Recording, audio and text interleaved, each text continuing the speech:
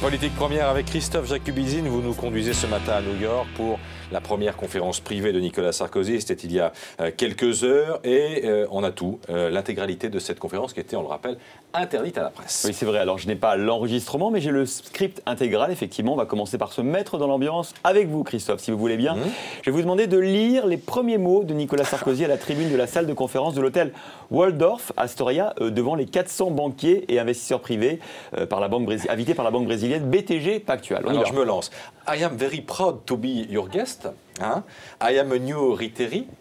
Young, maybe, Ritteri, certainly. Ben voilà, on y est complètement grâce à vous. Merci, avec l'accent, tout ce qu'il faut. Je traduis, je suis heureux d'être votre invité. Je suis un nouveau retraité, jeune peut-être, mais retraité. Je n'ai pas travaillé depuis 5 mois. Je n'ai jamais eu de vacances aussi longues de ma vie. Et le pire, c'est que je suis très heureux de cette situation. Voilà comment Nicolas Sarkozy a mis la salle dans la poche, avec un anglais qui, paraît-il, était loin d'être ridicule. Ouais, comme le moi. Non, pareil.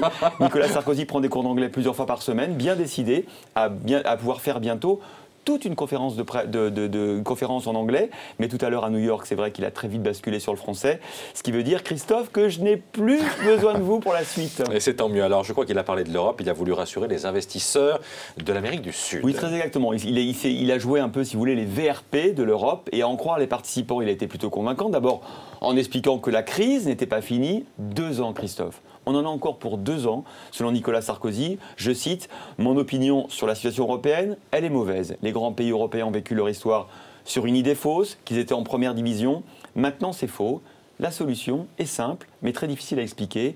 Travailler davantage. » Nicolas Sarkozy a expliqué donc que les Français avaient du mal à le comprendre, mais, a-t-il ajouté, avec un discours comme celui-là, vous avez quand même un type qui s'est présenté à l'élection présidentielle et qui n'a été battu que par un peu plus de 1% des voix. Est-ce que Sarkozy leur a dit ce qu'il voulait faire dans le futur? Oui, écoutez, je vais vous faire une confidence. La politique, c'est très dur, on est attaqué sans arrêt, mais en même temps, c'est un grand honneur. Moi, je m'appelle Sarkozy. Non, pas très français.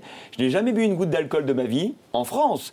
Et les Français m'ont quand même élu président. C'est un honneur. Voilà ce qu'a dit à la tribune Nicolas Sarkozy. Vous avez compris, il a digéré sa défaite. Apparemment, il n'exclut pas de revenir. Mais dans l'intervalle, il veut se prouver qu'il peut faire autre chose. Je cite encore l'ancien président. « Je veux maintenant une nouvelle vie, mais pas seulement pour faire des conférences.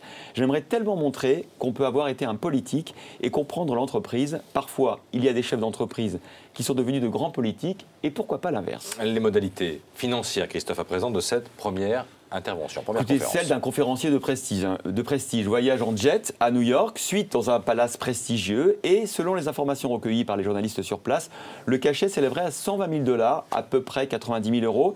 Nicolas Sarkozy devrait rester jusqu'à samedi à New York, où il se retrouve en compagnie de sa femme Carla. Il aurait assisté, mais pas de confirmation, il y a quelques instants, quelques heures, au concert de son fils Pierre, alias DJ Mosé. Vous voyez, c'était c'est la vraie invitation. C'est c'est le vrai flyer, dans le Ajna Bar de New York. C'est l'ancien Bouddha Bar, si vous connaissez, je sais que vous fréquentez beaucoup le Meatpacking District à Manhattan. En tout cas, vous savez, Christophe, j'ai bien peur, moi, que pour les partisans du retour de Nicolas Sarkozy sur la scène politique française, l'ancien président prenne goût très rapidement à cette nouvelle vie. Allez, je vous y emmène. Merci beaucoup, Christophe Jacubizine.